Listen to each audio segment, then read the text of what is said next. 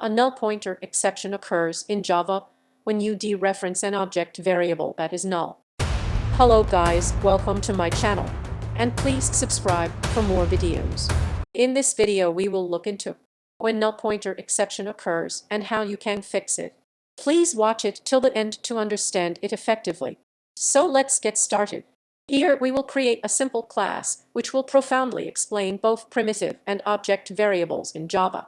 Let's say class simple and define two instance variables of the class, public int primitive variable and public object variable or non-primitive variable.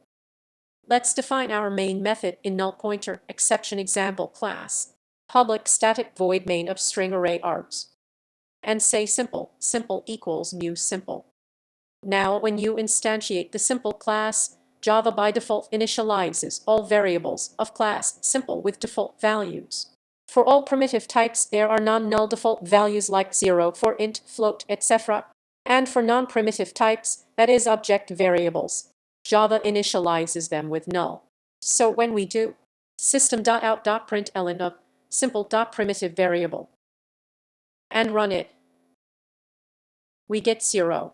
Similarly, do system.out.println of simple.object variable and run it, we get null.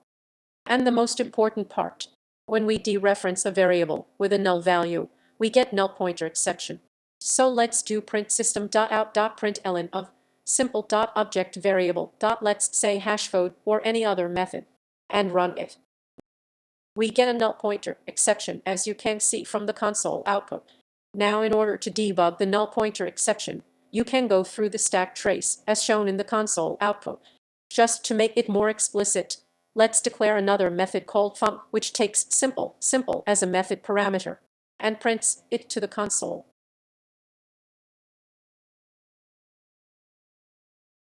So as you can see, the null pointer exception occurred at this line, which was called from this line inside main method.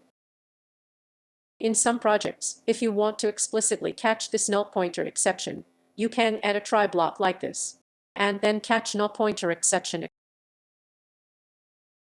and print stack trace so that you have appropriate logs and raise a custom exception here. For example, throw new runtime exception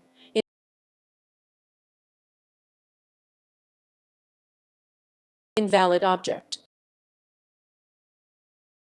Let's run it. As you can see from the output, you can navigate to the exact line by using print stack trace, which shows the occurrence of null pointer exception, and also the other stack trace, which shows the occurrence of the runtime exception. Null pointer exception class is a type of runtime exception. That is, null pointer exception extends runtime exception class. Well, that's all about it. Please do like, share, and subscribe to my channel, and let me know what you think about this video in the comment section below. And click on the bell icon to stay updated about my upcoming videos.